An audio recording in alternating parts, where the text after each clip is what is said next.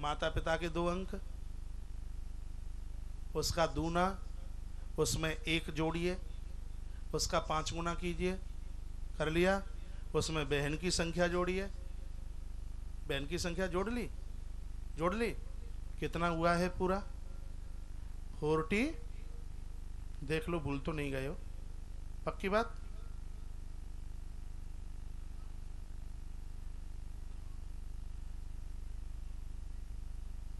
Forty 47 है तो आप 2 भैया 2 बहन होनी चाहिए, हाँ? और कोई आ जाइए, कोई भी युवान भाइयों में से आइए जो आज के पढ़े लिखे बच्चे विश्वास नहीं करते। ज्योतिष बहुत आगे, आ जाइए, कोई भी आ जाइए, उसमें कोई संकोच की बात नहीं है। ज्योतिष है, अब हमने पढ़ी है इसलिए दावा कर रहे हैं, हाँ, विद्या है हमारी। कोई भी A to Z। पहले कान में बता के आओ किसी को।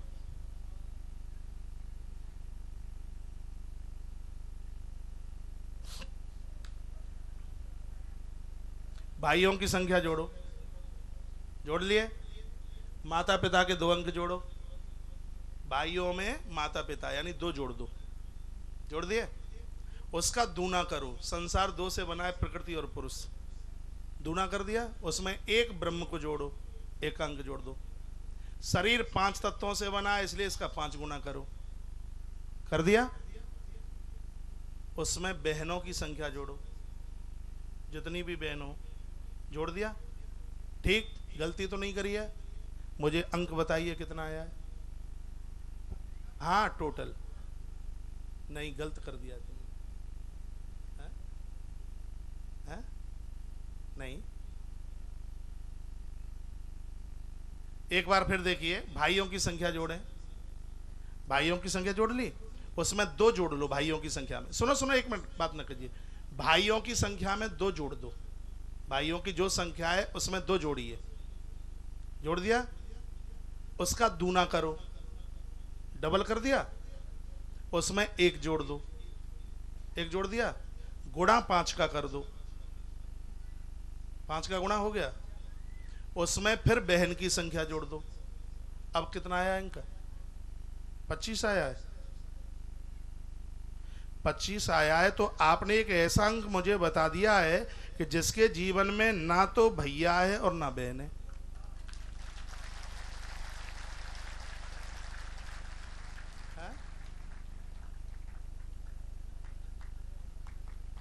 ऐसा ही है, ये ज्योतिष है भैया।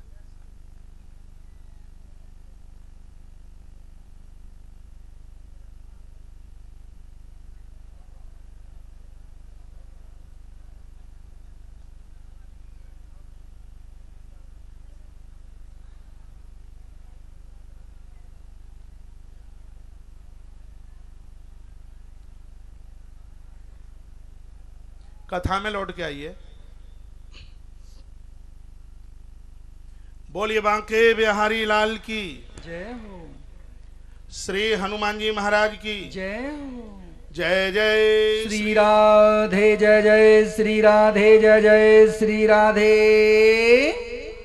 श्याम। व्यासपीठ से हम निवेदन करते हैं कि 6 काम नित्य कीजिए, इहलोक और परलोक दोनों के दोनों सुधर जाएंगे। अब पूरा ध्यान कथा में हो। अब ज्योतिष को तो अब छोड़ें, अब कथा में आ जाए।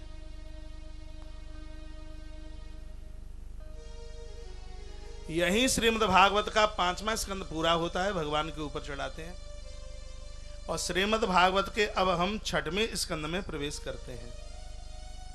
राजा परीक्षित ने प्रश्न किया, कहा गुरुदेव आपने पहला काम बताया कि भगवान का नित्य उच्चारण करो, तो किसी अपराधी व्यक्ति ने और भगवान का नाम लिया हो और उसका उद्धार हो गया हो, क्या कोई ऐसी घटना घटी है क्या? कहाँ घटी है? क्या घटना घटी है तो बताइए।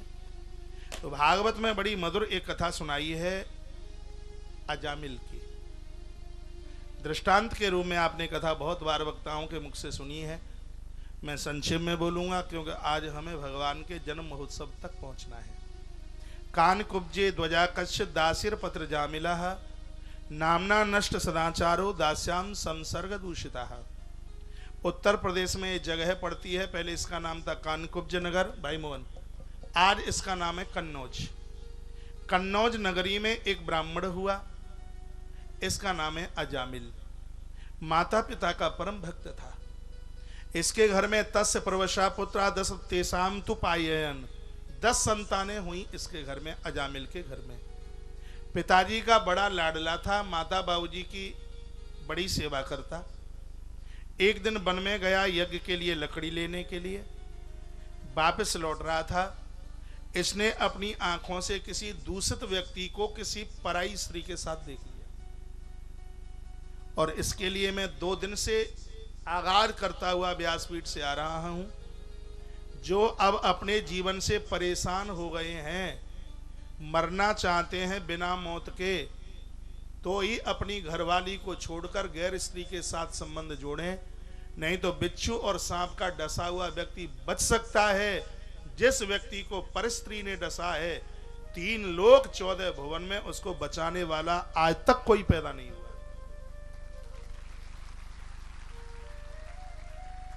अजामिल ने देखा, सोचा इतनी सुंदर स्त्री, माई बाप की इतनी सेवा करता रहा लेकिन आज तक कुछ मिला नहीं, इस स्त्री को अपनी गृहिणी बनाऊंगा।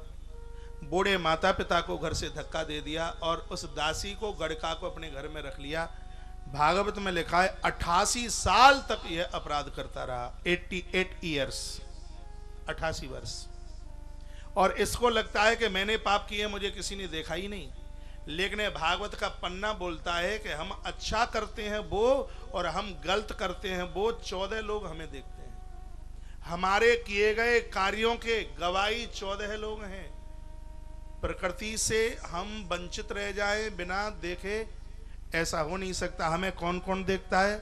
सूर्यो अग्नि खम्मर्दः गाभ सोम संध्याहनि दिशा कम कुका कालो धर्मे इति हेते देयस साक्षिणः। सबसे पहले हमें सूर्य नारायण देखते हैं, हम क्या कर रहे हैं। उसके बाद हमें अग्नि देवता देख रहे हैं, आकाश देख रहा है, वायु देवता देख रहे हैं, चंद्रमा देखे हमें, संध्या देख रही है, दिन देख रहा है, रात्रि देख रही है, दिशाएं देख रही हैं हमें, जल देख रहा है हमें, धरती माता देख रही है हमें, समय देख रहा है हमें, धर्म देवता देख रहा है हमें, और स्वयं हम देख रहे हैं अपने आप को। इसलिए व्यक्ति को चाहिए अपराध करने से कृपया वह भयभीत हो, वह डरे। जिसने जीवन में अपराध किए हैं, ऐसे व्यक्ति का इहलोक और परलोक दोनों के दोनों बिगड़े हैं। अजामिल के साथ में कुछ ऐसा ही हुआ। अजामिल का जीवन खतरे में पड़ा।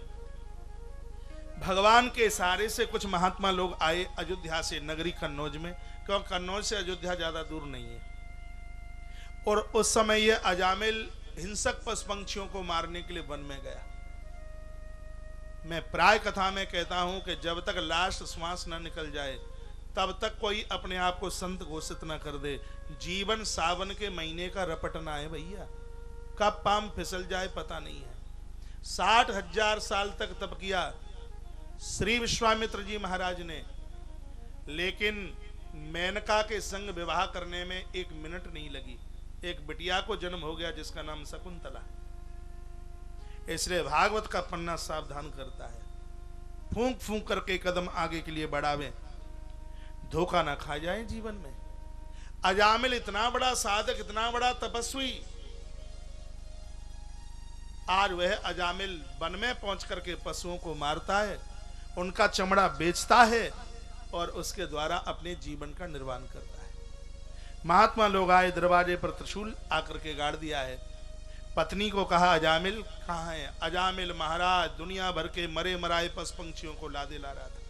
संतों ने कहा छी छी छी। चरणों में आके अजामिल गिरा, पूरी रात कीर्तन हुआ है। महात्मा लोग यह बोल करके चले गए अपने पुत्र का नाम नारायण रख देना। संतों की बात मानने में बहुत भला है।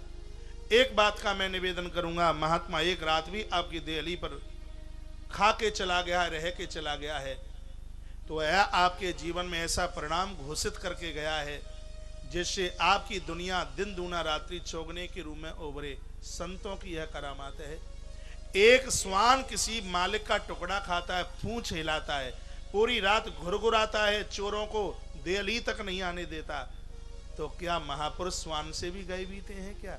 जिसका वो खाएंगे, क्या वह उसकी एप्लीकेशन भगवान के दरबार में नहीं लगाएंगे? साधुओं ने जिनका खाया है उनकी ऐसी एप्लीकेशन भगवान के दरबार में लगाई है।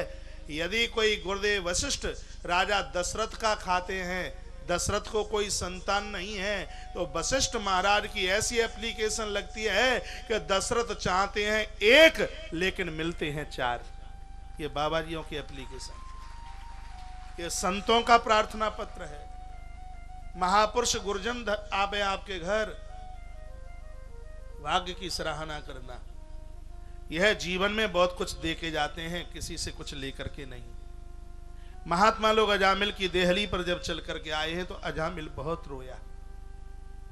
अजामिल ने कहा, गुरुवर मैंने बहुत अपराध किए हैं, मैंने बहुत पाप किए हैं। जिसको तुम मेरी पत्नी समझ रहे वो मेरी पत्नी नहीं, एक गड़का वेश्या के हाथ का मैंने तुम्हें भोजन कराया, मुझे क्षमा कीजिए। संत लोग अजामिल के आंसू पहुंच करके चले गए और ये कहे गए, अपने होने वाले पुत्र का नाम नारायण रख देना। संत कहते हैं कि अब जो श्वास अंदर से बाहर आवे उस श्वास के ऊपर भगवान का नाम रखना, जीवन का उद्धार, जिंदगी का आत्म कल्याण हो जाएगा। समय चला, अजामिल के यहाँ एक पुत्र हुआ और उस बेटे का नाम नारायण रखा है। यम के दूत अजामिल को लेने के लिए आए। अजामिल घबरा गया और डर के मारे अपने पुत्र को बुलाता है, दूरे क्रीडन का सक्तम पुत्रम नारायणावयम, बेटे रक्षा करो। भगवान के पार्षद आ गए, उनको लगा कि शायद परमात्मा को किसी ने अपना बेटा बना लिया होगा। यम के दूतों की ठुकाई पिटाई की गई। रोते हुए यमराज के दूत सीधे यमराज के पास गए, कहा आज से किसी को लेने को नहीं जाएंगे। क्यों? अजामिल को लेने के लिए गए तो इतनी मार पड़ी है कि हड्डी हड्डी दुख रही है। नहीं, आज हमें आप बता दीजिए कि धरती पर कौन है ऐसे जो नरक आने के अधिकारी हैं। भागवत के एक श्लोक में सूची पत्र बनाया गया है कि नरक कौन जाएगा। वह आप सुन लीजिए, श्रीमद् भागवत के 6वें स्कंद के 3 अध्याय का 29 नंबर का श्लोक है। जीवान भक्ति भगवद गुण नाम धेयम चेतस्य स्मृति तक्षरणारविंदम कृष्णाय नो नमति अक्षर एकदापि तानान यद्धमसतो कृत विष्णु कृत्यान। बोल दिया, न वक्तुम जिव्या भगवद नामधेयम गुणानु, जिनकी जिव्या कभी भगवान के नाम का उच्चारण नहीं करती, 16 आना 100% उन लोगों को यमराज की फांस में बंधना पड़ेगा। इसलिए दादाओं, मेरा निवेदन है, बुढ़ापे में माल नहीं माला काम में आएगी। माला पकड़ो, गड्डियां ना गिनो, माला पकड़ो, इसके बिना काम नहीं चलेगा। हाँ जी, ये नहीं कि राम नाम जपना सो पराया माल अपना। माथो रंग के चले हम हाथी भाई बाबा की तरह, और मनु मांगे जलेबी खाइबे को मनु करे। भैया वो ठीक नहीं। इंद्रियों पर अंकुश लगाइए, जिव्या से भगवत नाम उच्चारण कीजिए। चेतस ने स्मृति तक्षणारविंदम, जिनका चित्त कभी भजन में नहीं ठहरता उनको घसीट कर लेके आना। नो नमति अक्षर एकदापि ताना नित्यमसतो कृत विष्णु कृत्यान, जिनका मस्तिष्क बड़ों के चरणों में कभी झुका नहीं है, बड़ों को वंदन प्रणाम नहीं किया, ऐसे लोगों को बांध कर पकड़ करके मेरी देहली पर लेकर के आना। बोल दिया। रामचरितमानस बालकांड 2 नंबर 112 के नीचे बड़ी 9 चौपाइयां हैं। पूरे बॉडी का वहां बताया गया कौन से अंग को क्या करना चाहिए, क्या करना चाहिए। वो चौपाइयां आपने पढ़ी होंगी। जिन जिन कैसे है, जिन हरि कथा सुनी नहीं काना, श्रवण रंध्र अहि भवन समाना, ते सिर कट तुम्बर समतूला, जेन नमत हरि गुरुपद मूला। जो मस्तिष्क बड़ों के चरणों में नहीं झुका, आदमी की खुपरिया नहीं तो बेल के ऊपर तुमड़ा लटक रहा है। जो जिव्या भगवान का नाम नहीं लेती, मनुष्य की जीव नहीं कोई मेढक टर टर कर रहा है। मानव देही की सार्थकता यह है कि इसको भगवती आराधना में लगाइए। और ये तो सीधी बात है, आप कनेक्शन बिजली का लेते हैं, टेलीफोन का लेते हैं, बिल नहीं भरोगे तो कनेक्शन काट दिया जाएगा। ये कनेक्शन भगवान ने दिए हैं। जिव्या भगवान का नाम न लेगी तो अगले जन्म में गूंगा बन के पैदा होंगे। हाथ सत्कर्म नहीं करेंगे, कांख के नीचे बैसाखी लगेगी, टांगे नहीं जाएंगी भगवान के मंदिर, तो महाराज पाम मिलेंगे नहीं। इसलिए मानव देही की सार्थकता यह है कि भगवान ने दिव्य सुंदर शरीर दिया है, इसको भगवत कार्यों में लगाया जाए। कोटिम तप्ता हरिम भजेत, करोड़ काम करने से पहले भगवान की आराधना कीजिए।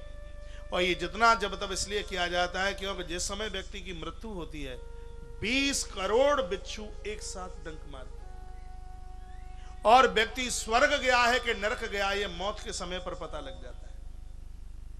हर व्यक्ति की मौत शुभ नहीं हो पाती। कभी कभी तो चलते चलते, खाते पीते, भगवान का नाम लेते हुए कब देह से प्राण निकल जाए। योगी लोग इस बात की इंतजारता करते हैं, प्रतीक्षा करते हैं, पूरे जीवन भर समाधि लगाते इस बात के लिए किसी से एक गिलास पानी न मांगना पड़े। ऐसे लोगों का इहलोक और परलोक दोनों के दोनों सुधरते हैं। भगवत आराधना इसलिए की जाती है। बड़े सुंदर श्लोक के साथ में गाया। यमराज ने भगवान से प्रार्थना की, तक क्षम्यताम च भगवान पुरुषा पुराणो नारायण स्वपुरुषो दई सत्कृतम नहा। भगवान मेरे दूतों से गलती हुई है, आप क्षमा करें। सूत जी शौनक ऋषियों को सुना रहे हैं कि ये कथा हम अपनी तरफ से नहीं सुना रहे। इतिहासमिमं गुह्यम, इतिहासमिमं गुह्यम भगवान कुंभ संभव कथयामास मलयम आसीनो हरिमर्चयन्। बहुत प्यारा श्लोक है। इतिहासमिमं गुह्यम भगवान कुंभ संभव। ये मैंने अपनी तरफ से नहीं सुनाया, सूत जी कहते हैं। ये चर्चा उस समय की, एक बार भगवान सुखदेव घूमते घूमते मलयागिरी पहाड़ पर पहुंच गए महात्मा अगस्त के यहाँ। महात्मा अगस्त उस समय सालग्राम भगवान को स्नान करा करके चंदन थोप रहे थे, और उसी समय सुखदेव जी वहां पहुंचे। सुखदेव जी महाराज ने चरणों में वंदन किया और प्रणाम किया और कहा, गुरुदेव कलकाल के जीव का उद्धार हो ऐसी कोई आप कथा सुना दीजिए।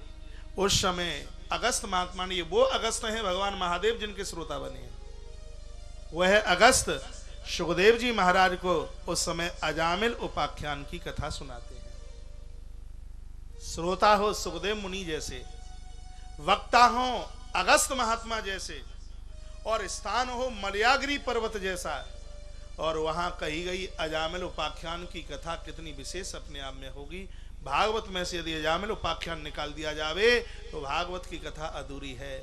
कल तक जो कथा में लोग आए थे वो इतने बड़भागी नहीं। भागवत के पन्ने में लिखा है कि भागवत के पांडाल परिसर में बैठ करके जिन्होंने अजामिल उपाख्यान की कथा सुनी है, पूरी कथा में उनकी उपस्थिति जाहिर हो जाती है। ऐसा अजामिल उपाख्यान भागवत का इतना विशेष अजामिल उपाख्यान है। जय जय श्रीमद्भागवते महापुराणे षष्ठम स्कंदे अजामिल उपाख्यानो यमेन सुभटान प्रति भगवत भक्ति नाम महात्म्य वर्णन नामो तृतीयो अध्याय। कृष्णाय वासुदेवाय हरे परमात्मने प्रणतक्लेशनाशाय गोविंदाय नमो नमः। अजामिल उपाख्यान आपने पहले भी सुना होगा, थोड़ा कथा में पलटा लगाएं। वो पलटा यह है कि भगवान नाम के बस में है। सो मेरे पवन सुत पावन नामू अपने बस कर राखे रामू। बालकांड तुलसीदास जी के द्वारा रचित। बजरंग बली हनुमंत लाल जी महाराज ने, नाम के प्रभाव से राम जी को अपना बना लिया, और यह नाम का उच्चारण आप करें तो भगवान हमारे और आपके क्यों नहीं हो जाएंगे। हनुमान, आज मंगलवार है, हनुमान से कुछ सीख लें। हनुमान जी से हम ये सीखें, 13 अक्षर का नाम हनुमान रोज जपते हैं। त्रयोदशाक्षरी मंत्र जिसे कहते हैं, श्री राम जय जय राम। लोग कहते हैं कि वो कौन सा मंत्र था जो हनुमान जी ने जपा, वो यही मंत्र था, त्रयोदशाक्षरी श्री राम जय जय राम। और राम तो ऋणी हो गए इस हनुमान के। और मैं जगदर वाले हनुमान जी की व्यास गद्दी से बोल रहा हूं यह बात, डंगे की चोट। हनुमान यदि नहीं होते तो रावण के ऊपर राम को कभी भी विजय नहीं मिलती। रावण को चित्त करना हनुमान के लिए कोई बड़ी बात नहीं थी। माता अंजनी ने तो हनुमान को कहा, हनुमान हट जा मेरी आंखों के सामने से, तूने मेरा दूध लजा दिया, तेरे होते हुए राम को हथियार उठाने पड़े। आपके पास समय हो तो 2 मिनट में हनुमान की कोई बात रख लूं, क्योंकि आज मंगलवार है इसलिए है, रख लूं, आपकी आज्ञा है। माता अंजनी ने कहा, हनुमान हट जा मेरी आंखों के सामने से, तूने मेरा दुग्ध लज्जित कर दिया, तेरे होते हुए राम को हथियार उठाने पड़े। उस रावण के कटक के लिए तू अकेला ही काफी था, शायद तूने मेरे छाती के दूध का प्रभाव नहीं देखा। उसी समय माता अंजनी की छाती से दूध की धार फूटी, किष्किंधा पहाड़ बीच में से फटने लगा। इतने में भगवान राम आए, राम चरणों में गिर पड़े मां अंजनी के में, कहा, मां जय हो तेरी, तेरे दूध में इतनी ताकत है तो न जाने तेरे पूत हनुमान में तो न जाने कितनी ताकत हो।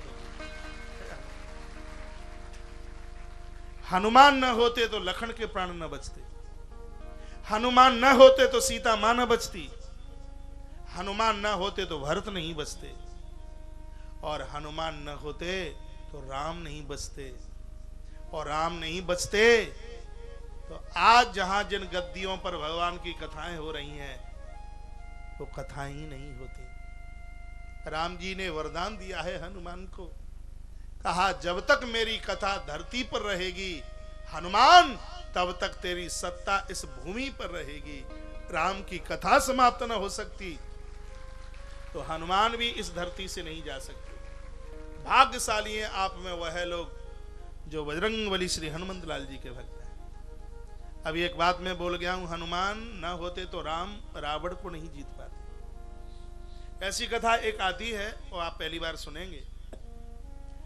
जब मेरे प्रभु श्री राम जी ने तीखे तीखे बाणों का प्रहार रावण के ऊपर किया, बाजुआं कट के नीचे गिरी, मस्तिष्क कट के नीचे गिरा, लेकिन वो तो पुनः निकल के आ जाता है।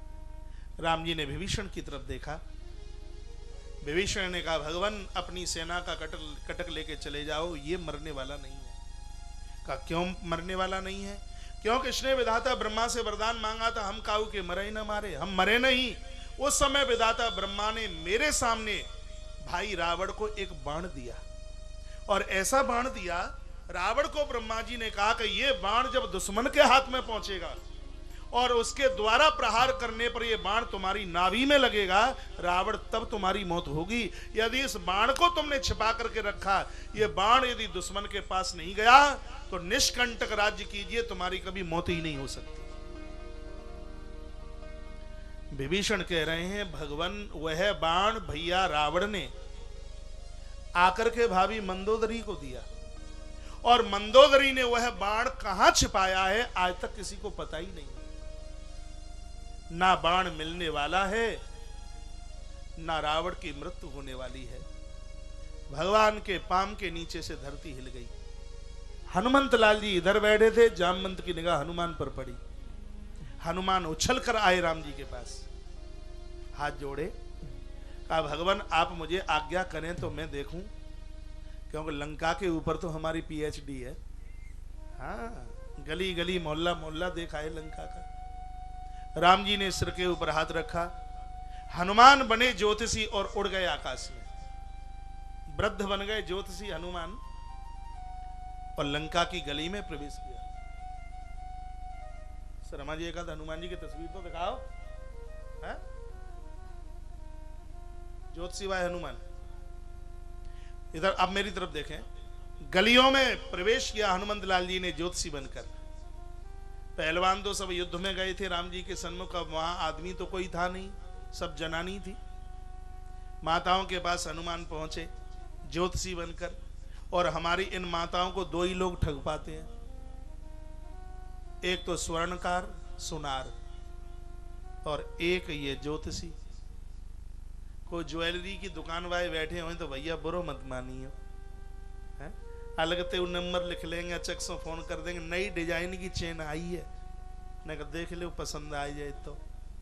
माताएं जाएंगी 3000 महंगी मिलेगी, नाचत भाई आवेगी 5000 सस्ती दी है हमें। एक ये ज्योतिषी महाराज, माताएं सीधी हैं, सरल हैं, बड़ी भोली हैं। और माताएं भी बड़ी सीधी हैं, जन्म पत्री दिखाएंगी नहीं, यूं बता दे लल्लू को ब्याह कब होगा, भले ही आते ही बहू धक्का देवे। हवा फैल गई पूरी लंका में, इतना बड़ा ज्योतिषी आयो है, 73 जन्म आगे पीछे की बतावे। तो ये तो आवाज मंदोदरी के कान तक पहुंची। मंदोदरी ने कहा हमारे पति युद्ध करवे के काजे गए हैं, ने कहा ज्योतिषी है हमारे दिल्ली तक ले आओ, ने कहा हम अपने पति को भविष्य फल पूछ ले। तो हनुमान तो चाह ही रहे थे कि कैसे भी बुलावा आवे भाई मोहन। तो हनुमान जी मंदोदरी के यहां पहुंचे। मंदोदरी ने प्रणाम किया, कहा बेटी और तो ठीक है, सब ठीक है ना, सब ठीक है बेटी, सब ठीक है, चिंता न करियो, जब तक वो बाण ते पास में है ना तब तक वो राम कुछ नहीं बिगाड़ सकता। अब लगा मंदोदरी को ये तो बहुत बड़ा ज्योतिषी है? जब बाण के बारे में ब्रह्मा में पति और हमारे तीन के अलावा का हुए पतो ही ना है, और बाने हमारा चेहरा देखते ही बाण की बात करी है, तो जाको मतलब है जाए तो बहुत बड़ी जानकारी है। तो मंदोदरी ने कहा गुरुजी बाण सुरक्षित है। अब हनुमान जी को लगा कि पक्की बात रही विभीषण की, बक कर गई, बोली कि बाण सुरक्षित है, तो अब तो हम खेची लांगे कहूं न कहूं थे। बोली मंदोदरी गुरुजी बाण सुरक्षित है। हनुमान जी कहने लगे बेटा अब हम चलते हैं, और फिर लौट के आ गए। बा विभीषण है तो बताई मन दीजियो, इतना खतरनाक है, सगे भैया छोड़ के दुश्मन ते जाए के जाए मिलो है, यदि बाय पतो लग गई तो सब गड़बड़ है जागी बात। मंदोदरी ने कहा विभीषण के पुरखऊ तो ढूंढ ले आए के बा बाण को, हमने ऐसो रखो है बाण का हुए पतो ही ना है, जहां तक हमारे पति हुए ना है पतो। हाँ बेटा तू बहुत होशियार है। सिर के ऊपर हाथ रखा और हनुमान जी फिर गए दिल्ली तक। फिर लौटे आएगा मंदोदरी, लली तू ज्यादा ही भोली है, सीधी है, और हमें तो यूं लगे कि तू बताए कहीं छोड़ेगी। तब लगा मंदोदरी को गुरुजी तो हमारे कितने हमदर्दी हैं। कहा गुरुजी हमने बाण को जब खम्मा में चिनवाई दा हुआ ताहुए पतो ही ना है, तुम काहे को चिंता करो। जब इतना कहा कि खम्मे में चिनवा दिया, और इतने में हनुमंत लाल अपने भेष में आए और एक से खम्मा टूट के नीचे गिरा, बाण निकला और लेकर के उड़ गया आकाश में। पर भगवान राम जी के हाथ में दिया वह बाण, का सरकार जे ले बाण। ये काम हनुमान ही कर सकते हैं। जो 31 बाण राम जी ने चढ़ाए, जो रावण की नाभि में लगा वो राम के तरकस का बाण नहीं था, ये मंदोदरी के खम्मे का बाण था जिसको हनुमान लेके आए। नाम महिमा से भगवान के नाम का उच्चारण करते हैं। आप भी अपनी माला बदलिए मत। माला किताब मंत्र ये चीजें बदली नहीं जाती, आसन स्थान ये जगह बदली नहीं जाती। 108 दिन के बाद में इन सब में सिद्धि चल करके आ जाती है। तो अजामिल उपाख्यान से सीखने को मिलता है कि नाम जप में विश्वास रखिए। अजामिल ने नाम के प्रभाव से भगवती धाम को प्राप्त कर लिया। स्वयं भगवान चल करके आए अपना विमान लेकर के। अजामिल उस पर आरूढ़ होते हुए भगवान के धाम के लिए चले गए। बोलिए बांके बिहारी लाल की जय। धीमे ते नाय जयकारा जोर से लगानो पड़ेगो। बोलिए राधा रानी की जय हो। निकुंज बिहारी लाल की जय हो। जय जय श्री राधे जय जय श्री राधे जय जय श्री राधे श्याम। एक कड़ी को छोटो सो भजन गाय के देखो। वृंदावन में हुक्म चले बरसाने वारी को, मेरा श्याम दीवाना है श्री राधे रानी को।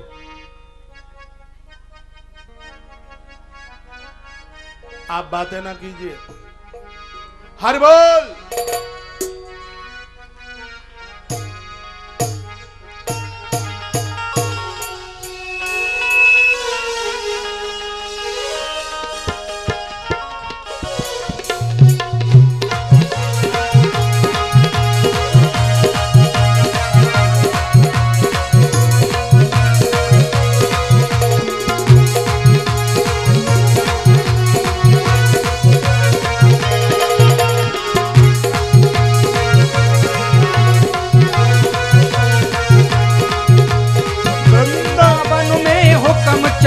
बरसाने वाली का, वृंदावन में हुक्म चले बरसाने वाली का, मेरा श्याम दीवाना है श्री राधे रानी का, मेरा श्याम दीवाना है श्री राधे रानी।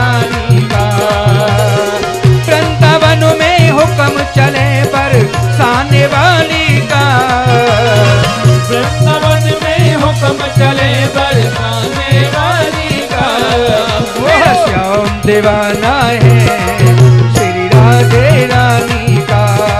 मेरा श्याम दीवाना है श्री राधे रानी का। बोलिए बाल कृष्ण लाल की जय हो। आप कहोगे तो ये कड़ी काय को गब्बाई जाए, तो नहीं गब्बावत तो ज्यादा ठीक है। एक श्रीमान जी जा पोजीशन में बैठे,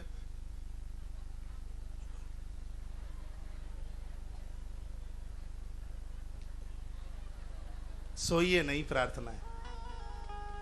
मोए कीर्तन की कोई जरूरत ना है। हाँ, हम तो कथा तब तक ही करेंगे जब तक पानी ना मांगना पड़े भरी गर्मी में। लेकिन आप झपकी लेंगे तो वो ठीक ना है।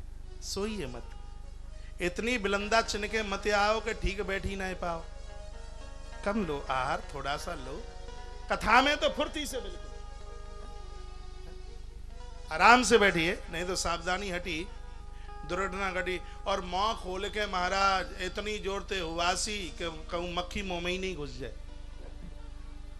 खम्मा को सहारो मत ले, उन्हें कहा आगे चल के बैठो। तुम्हें सोवे थे फुर्सत ना है, और जिन्हें बात करवे थे फुर्सत ना है, तो कथा को सुनेगो फिर।